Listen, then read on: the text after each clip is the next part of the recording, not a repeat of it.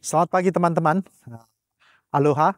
Ini saya sekarang berada di tempat yang udaranya, lingkungannya mirip dengan tempat yang saya sangat sukai di Indonesia, tepatnya di Jawa Timur, itu, Gunung Bromo. Jadi di Gunung Bromo itu, saya punya kawan, my good friend, teman saya baik, eee, temennya dia, teman baik dia, itu punya suatu, villa. Jadi bukan villa sederhana ya, dia punya villa ini 7 dan menjorok ke atas. Very beautiful.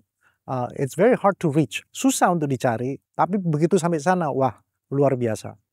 Nah, di situ tuh kita bisa melihat keindahan Gunung Bromo dari sisi yang lain.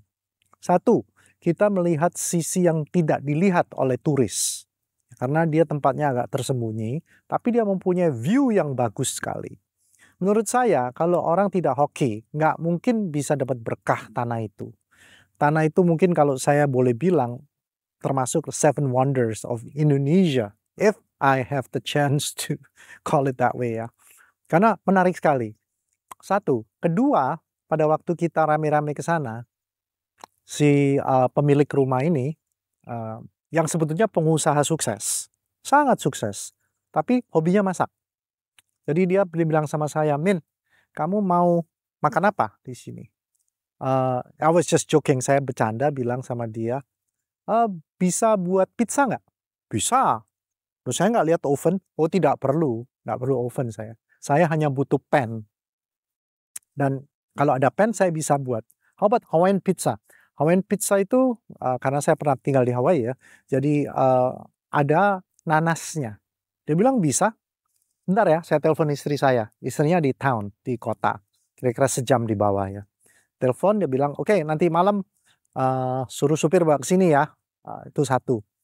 Terus dia tanya sama saya lagi, "Anda kepengen apa lagi?" Again, saya bercanda, "Saya pengen makan terang bulan." "Bisa buat terang bulan?" "Bisa, bisa terang bulan." Pokoknya yang bersifat Indonesia dia bisa. Tapi kan butuh butter. "Nggak apa-apa, nanti saya teleponin istri saya." Istri saya akan datang dan kemudian dia akan bawa, resep-resep yang saya butuhkan. Oke, udah 2 kan. "Yang terakhir mau apa lagi?" Saya bilang, "Sate kambing." "Oh itu sudah siap." Sate kambing saya sudah siap dan saya potongkan yang fresh, semuanya fresh.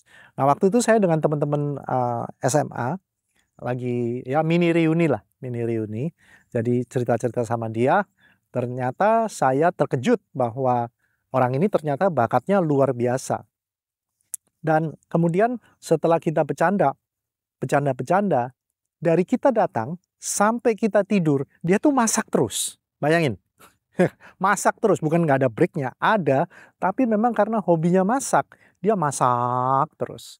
Nah, tentu cewek-cewek yang suka resep biasanya ya, yang suka masak, pasti tanya dong, "Ini resepnya apa?" Langsung dijawab, "Garam 1 sendok, merica 1 sendok." Oh, sorry, merica 1 sendok kebanyakan ya. Mungkin 1/10 sendok untuk satu porsinya. Kemudian ini. Dia hafal semua dan dia tidak, menyimpan rahasia daripada resep itu. Oke. Jadi di, tempat dia, kita tuh dilayani dengan sangat baik, bagaikan raja, karena dia adalah private chef-nya kan. Kita kan cuman, ya teman-teman biasa aja untuk dia sih, tapi dia sangat happy, sangat happy.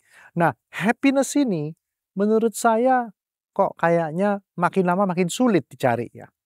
Teman ini umurnya hampir mendekati 70, tapi dia wajahnya ceria, ceria banget. Ceria banget, kemudian, dia itu berkawan baik dengan teman saya seperti saudara, meskipun bukan saudara. Maklum, mereka dari kota kecil. Jadi kalau kita, berkembang di kota kecil, tumbuh di kota kecil, sekolah di kota kecil, akhirnya menjadi kawan yang baik, ya kan. Nah, di situ dia punya pabrik buat, keramik, untuk salah satu, big customer-nya dia dari Bali, pemilik villa ini ya, dan itu membuat dia, bisnisnya cukup steady. Lanjut lagi, teman saya yang membawa kita ke sana, itu punya bisnis yang kalau orang nggak tahu dikira, "Ah, cuma bisnis toko emas." Ya kan? Tapi jangan salah loh, kalau Anda nggak pernah masuk toko emas, di dia punya etalase, itu Anda hitung aja berapa. Nah, waktu tahun ini ya, Februari, saya pas sama anak saya ke Indonesia, saya ajak anak saya ke tokonya dia, ya, ke tokonya dia. Kemudian anak saya tanya sama dia, "Loh, ini emas banyak sekali, berapa kira-kira nilainya?" Terus dia ketawa-ketawa aja, "Ya cukup banyak lah, cukup banyak." Bisa lebih dari 1 M, saya menyeletuk jelas. 1 M itu jelas. Jadi kemudian di sebelah kanan sini ada sebatang, apa namanya, emasnya antam itu, dimulai dari 10 gram, ya. Kemudian next lagi dilihat ada yang 20 gram. Saya tanya lagi, "Ada yang 50 gram?" "Ada." "Ada yang 100 gram?" "Ada." "Ada yang 500 gram?" Itu setengah kilo ya, 500. "Ada di dalam. Kalau Anda mau lihat ada saya. Anda mau beli? Ada." Kebetulan di tempat kecil ini, dia punya toko retail, itu satu 2 3 udah 3, mau bangun yang keempat. Wah, yang keempat menurut saya dahsyat untuk ukuran kota itu ya, 2 tingkat, cantik, mudah dijangkau di dalam kota semua, sehingga, eee, memberikan easy access ya, akses yang memudahkan akses ke toko emas ini. Orang tentu tanya, anak saya terutama, "Ini kelihatannya bisnis emas di tempat kota ini kok booming ya?" Nah, kemudian sama anak saya diamati, oh ternyata di dalam ini orang-orang ini pada jual beli emas. Jadi kalau Anda pikirkan, dia bukan jual beli Bitcoin, dia nggak jual beli saham, tapi dia jual beli apa? Emas. Oke. Bisa make money? Of course. Sangat bisa sekali. Karena emas itu adalah komoditas. Anda beli di harga tertentu, pada waktu naik Anda jual, kan begitu. Nah, sekarang ini trennya emas kan naik terus. Nah, Anda berani pegang emas, atau mau pegang dolar, ya kan, atau mau pegang apa untuk di bisnis ya, untuk di bisnis ya. Tapi apapun yang Anda pegang, kalau Anda tidak percaya atas produk itu, Anda akan terganggu, Anda akan pelin-pelan, Anda akan lose confidence. Nah, confidence ini yang paling penting di dalam setiap bisnis. Ataupun makanan yang tadi saya cerita, dia confident di makanannya dia, dan teman saya ini confident di bisnisnya dia. Kedua-duanya memiliki kemiripan. Artinya sangat humble. Nggak pernah cerita-cerita, "Oh saya punya ini, saya punya itu." Diem aja. Orang kalau nggak kenal nggak mungkin tahu bahwa dua sekawan ini, kalau saya bilang ya, mereka cukup sukses. Dan teman saya itu di kota kecil ini, rumahnya cukup oke, cukup besar. Ada swimming poolnya, kolam renang, di mana dia berenang setiap hari.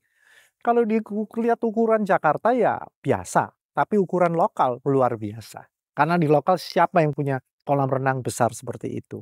Dan digunakan loh itu, digunakan sama dia. Jadi saya mau membandingkan dua teman ini, satu punya, dua-duanya usahanya sukses, satu punya villa yang bagus, satu punya rumah yang bagus, dua-duanya masih berkembang, dan teman saya ini anaknya ya ada 4, ya kan, dari umur, berapa ya, 34 sampai, di bawah 33 saat terus kemudian turun terus sampai kira-kira 25 mungkin ya. Dan anaknya udah disiapkan untuk meneruskan bisnis emasnya ini. Saya bilang sama anak saya, "Bisnis emas, terkecuali kamu tertipu orang, tidak pernah runtuh." Saya ulangi, bisnis emas susah untuk runtuhnya karena kita pegang barang, dan barang itu, emas itu tidak pernah turun harganya. Ya kan? Jadi ini prinsip bisnis ya. Kalau kita pegang sesuatu dan kita percaya, luar biasa. Nah, di lain waktu saya akan cerita bagaimana kita bisa sukses di bisnis emas ini. Ya kan? Nggak segampang saya punya modal, saya beli, saya buka toko, kemudian customer tiba-tiba datang. Enggak. Karena agak agak ribet sebetulnya. Karena di dalam situ emas-emasnya ini banyak yang kecil-kecil, harus ada tukangnya yang buat. Ya kan? Tukangnya ini kan juga nggak gampang carinya. Terus emasnya aslinya dari mana? Cari emas ini loh, yang emas batangan dari mana kan nggak gampang, harus ada channel, harus ada channel. Jadi di, semua cerita ini ada, hikmahnya, yaitu kita jadi manusia harus humble, harus sharing. Intinya tuh sharing. Jadi sharing ini yang saya tekankan, dan sharing itu harus dibuktikan ya. Bukan, "Ayo kamu ke tempat saya traktirin." Enggak. Sharing itu kejadian sehari-hari. Kejadian sehari-hari. Jadi kalau pas dia ke Surabaya, "Ayo kita makan bersama ya. Oh, yuk yuk makan-makan." Terus habis itu, "Ayo kita ke sini ya. Ayo, yuk yuk yuk," gitu, semacam itu ya. Kemudian makan es krim, makan apa, bersama. Jadi, di situ tuh ada momen-momen kecil, again, moment of humbleness, bahwa dia orangnya sederhana, tapi dia tidak keberatan ke tempat-tempat kecil. Ya hidupnya nggak berubah sejak SMA. Meskipun dia sudah jauh lebih secara finansial ya, jauh lebih kaya dari saya, cuman saya bangga punya teman-teman seperti ini. Dan saya sangat bangga punya teman-teman lainnya yang nanti dalam, video selanjutnya akan saya sharing. Poinnya apa? Be humble, be nice to people, be nice to your friend. Aloha.